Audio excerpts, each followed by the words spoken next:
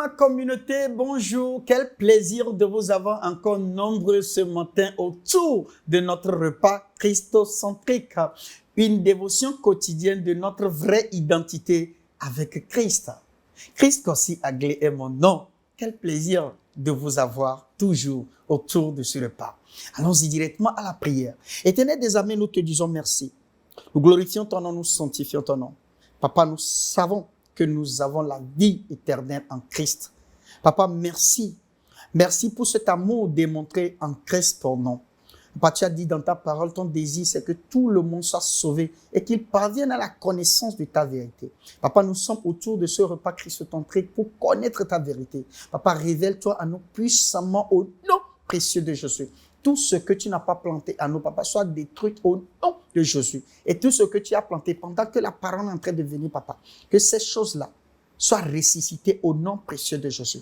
Père, nous te disons merci. Papa, change-nous complètement. Papa, nous voulons refléter ta nature, qui est la nature divine. Père, nous te disons merci. Au nom précieux de Jésus. Nous avons prié, nous avons reçu. Amen. Quel plaisir de vous avoir encore nombreux ce matin. Alors, vous savez comment nous le faisons. Alors, d'abord, je vais vous demander de partager le message autour de vous. Partagez-le autour de vous. Partagez-le à vos amis, dans vos groupes, partout où vous pouvez aider quelqu'un. Partagez le message. Que Dieu vous bénisse pour tout ce que vous faites pour l'avancement de ce programme. Alors, nous allons continuer. Aujourd'hui, nous allons entamer un autre thème aussi très passionnant. Vous allez l'aimer, vous allez l'adorer. Comprendre l'ancienne alliance et la nouvelle alliance en Christ. Ou bien comprendre l'ancienne et la nouvelle alliance en Christ. Très important. Puisque nous sommes en Christ, donc il faut comprendre cela. Parce que généralement, vous allez voir que l'ancienne alliance et la nouvelle alliance, la mauvaise compréhension de ces deux alliances-là, c'est ce qui fait que les chrétiens aujourd'hui, ou bien certains serviteurs de Dieu, ils prêchent tout en se mélangeant. Donc, ça fait que ils ne savent pas ce qu'ils prêchent. Et des fois, ils se contredisent même en prêchant. Alors aujourd'hui, nous allons voir un peu, nous allons démarrer. Et dans la suite des jours qui vont suivre, nous allons vraiment aller en profondeur. Et vous comprendrez, nous allons comprendre ensemble ce que c'est.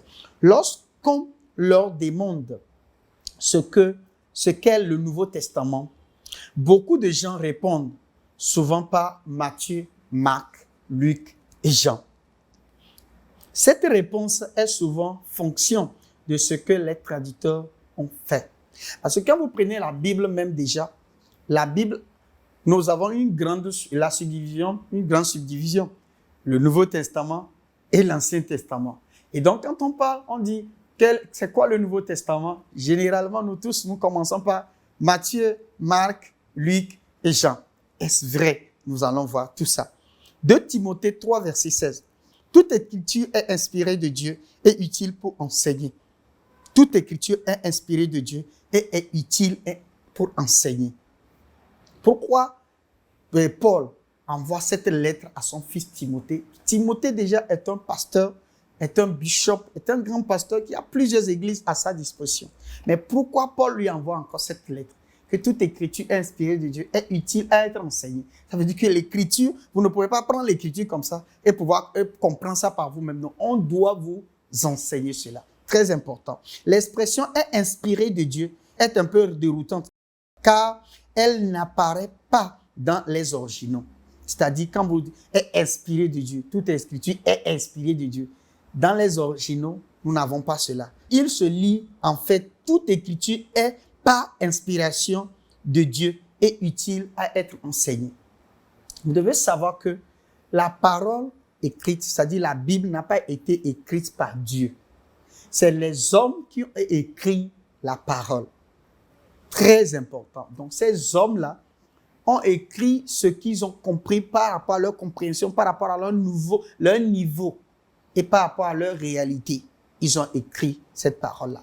Alors, quand vous prenez par exemple la Bible, elle n'a jamais été écrite en français, ni en anglais, ni dans nos langues locales. Donc, la Bible a été écrite, l'Ancien Testament a été écrit en hébreu, le Nouveau Testament a été écrit en grec et en araméen.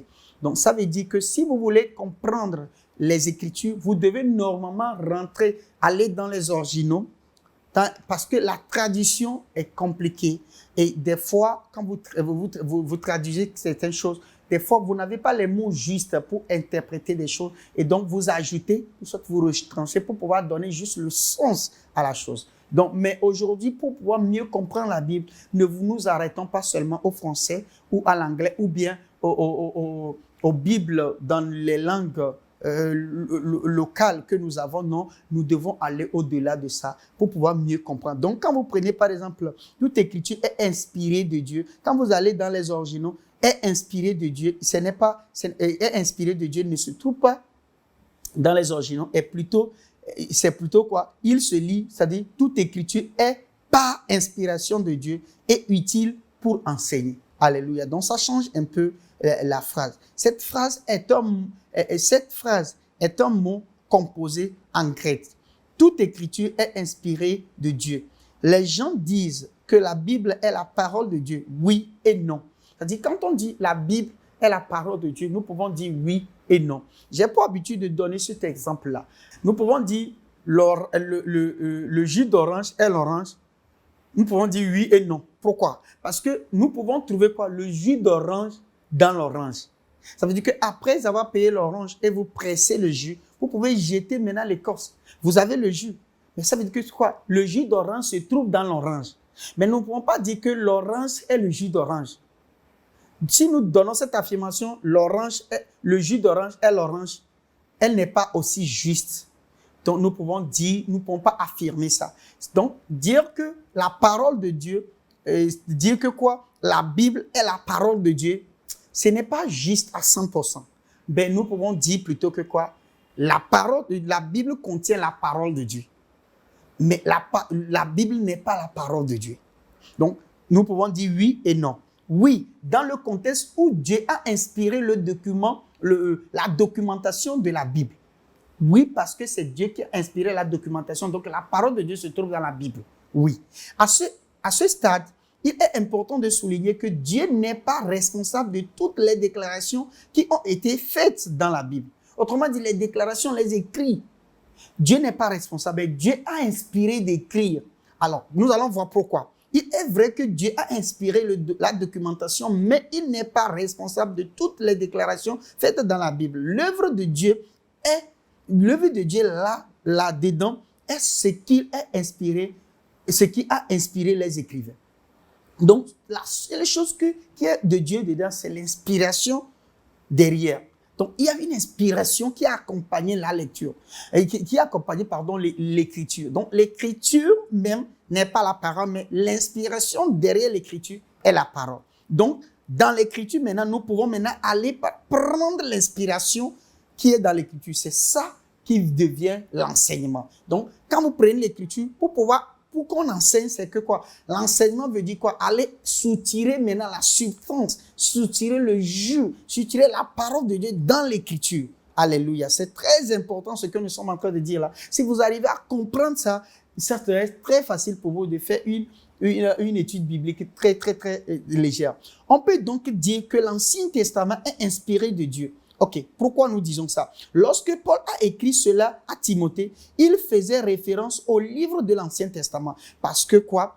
Je vais expliquer. Ce que l'on appelle aujourd'hui le Nouveau Testament n'était pas encore assemblé au moment où Paul écrivait cette lettre. Au moment où Paul écrivait la lettre de Timothée à Timothée pour envoyer à Timothée, on n'avait pas le Nouveau Testament. On n'avait pas encore rassemblé les livres ensemble pour qu'on les appelle Nouveau Testament. Donc, si dans le 2 Timothée 3, verset 16, Paul dit toute écriture est inspirée de Dieu, ça veut dire que l'écriture là-bas, dans 2 Timothée 16, écriture là-bas ne se réfère pas au Nouveau Testament, mais plutôt se réfère à quoi? À l'Ancien Testament. Parce que, jusqu'à preuve de contraire, en ce moment où Paul écrivait cette lettre-là, il n'y avait pas encore les livres du Nouveau Testament. J'espère que nous sommes clairs. Donc, on peut donc dire que l'Ancien Testament est inspiré de Dieu. Puisqu'il dit, toute écriture est inspirée de Dieu. Ça veut dire que si l'écriture est mise pour l'Ancien Testament, ça veut dire que ce qu'il est en train de dire, c'est que tout l'Ancien Testament est comment inspiré de Dieu. Le mot écriture signifie écrit. Cela signifie écrit des choses. 2 Timothée 3, verset 15. Dès ton enfance, tu connais les saintes lettres qui peuvent te rendre sage à salut par la grâce en Jésus-Christ. Le mot saint fait référence à ce qui est sacré. OK? Ce qui est sacré. Pensez une minute aux chroniques de journaux rédigées par des chroniqueurs. Ces écrits ne sont pas sacrés. OK, quand on parle de pourquoi nous disons que la Bible est sacrée, parce que l'inspiration derrière l'a rendu comment? Sacré. Alléluia. Donc, tous les livres ne sont pas sacrés parce que ce n'est pas inspiré de Dieu. Donc, le pourquoi nous appelons la Bible sacrée, le livre sacré, c'est parce que il y a eu l'inspiration de Dieu derrière les écrits. C'est pas parce que la Bible est volumineuse, non. C'est parce qu'il y a eu l'inspiration derrière. Paul, dans ce texte, ne dit pas que Dieu a écrit. S'il avait dit que Dieu a écrit, il n'aura pas été nécessaire d'utiliser le mot inspiré peu de temps après. Je n'inspire pas mes propres écrits car l'inspiration vient de l'extérieur. L'inspiration, doit être d'extérieur. Donc, à l'écrivain, c'est-à-dire l'inspiration de l'écrivain vient de l'extérieur. Alléluia. Le choix des mots ici signifie que nous devons faire attention. Donc, si l'inspiration qui accompagne les écrits vient de Dieu, ça veut dire que nous devons faire attention au choix des mots. OK? Puisque ces mots-là viennent des gens. Donc, les mots ne sont pas rédigés personnellement par Dieu. Alléluia. Donc, nous devons faire très attention dans la lecture ou bien dans nos études bibliques. L'utilisation du mot inspiration au verset 16 implique donc que je ne peux pas être en train d'écrire et être encore celui qui donne l'inspiration. L'inspiration doit être extérieure à l'écrivain. C'est ce que je viens de dire tout à l'heure. Inspirer signifie donc que quelqu'un m'a poussé à l'écrire. Alléluia. Donc, inspirer signifie donc quelqu'un m'a poussé à l'écrire. L'écriture est inspirée de Dieu. Tout ce qui est écrit n'est pas inspiré de Dieu. Nous sommes d'accord que tout ce qui est écrit aussi dans le monde ne sont pas inspirés de Dieu. Mais les écritures de la Bible sont inspirées de Dieu. Par exemple, les choses que Satan a dites n'est pas inspiré. Par exemple, dans la Bible, vous allez voir Satan a parlé. Satan a parlé. Donc, est-ce que ces paroles de Satan ont été inspirées de Dieu? Non.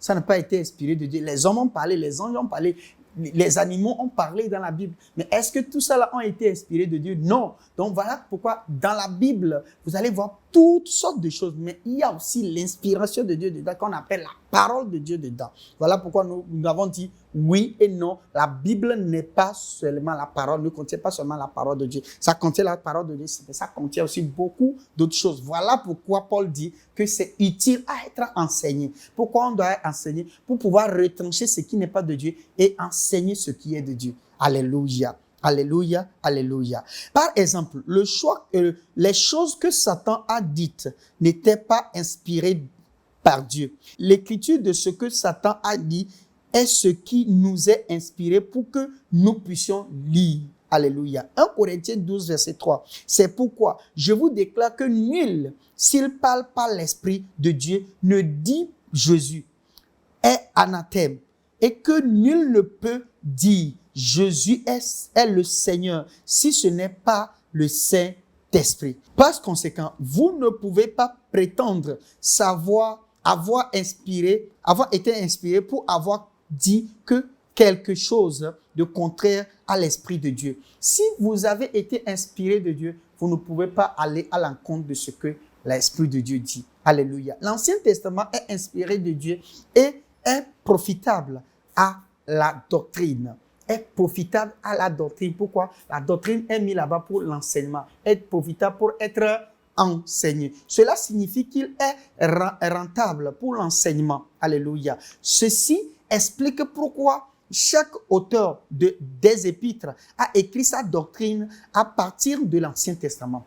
Tous les écrivains du Nouveau Testament se sont inspirés de l'Ancien Testament. Ils n'ont rien inventé.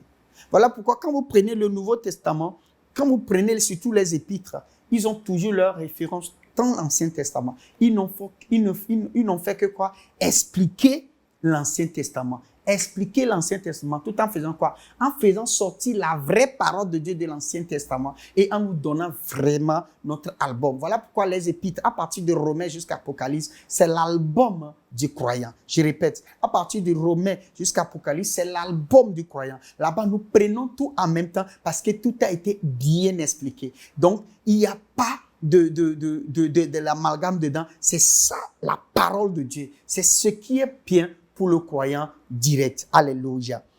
La conviction est le mot comment? Preuve. C'est profitable pour la correction. C'est utile pour instruire dans la justice. L'écriture dont on a après juste d'expliquer de Timothée 3, verset 16. Alors donc, je reprends. La conviction est le mot comment? Preuve. Donc, pour qui vous amène, si l'enseignement, quand on vous enseigne, on vous amène à la conviction. Donc, on vous amène des preuves. Alléluia. C'est profitable pour la correction. Donc, en faisant l'enseignement, on corrige. On corrige comment? Parce que dans l'Ancien Testament, il y a eu beaucoup de choses qui ont été dites. Mais aujourd'hui, par l'enseignement, ça va nous corriger. Ça va corriger le système de pensée qu'a les prophètes qui ont écrit l'Ancien Testament. Alléluia. Et nous allons, c'est très très important, c'est utile pour instruire dans la justice. Alléluia. L'écriture de l'Ancien Testament est inspirée, mais tous les mots ne sont pas inspirés. C'est ce que nous sommes en train de dire depuis. Donc, l'écriture de l'Ancien Testament est réellement inspirée, mais tous les mots ne sont pas inspirés. Alors, comment savoir qu'est-ce qui est inspiré de ce qui n'est pas inspiré? C'est l'enseignement, c'est la doctrine. Donc, si, par l'enseignement maintenant, vous pouvez maintenant prendre ce qui est inspiré et jeter ce qui n'est pas inspiré. C'est très important. C'est ce qu'on appelle l'exégèse.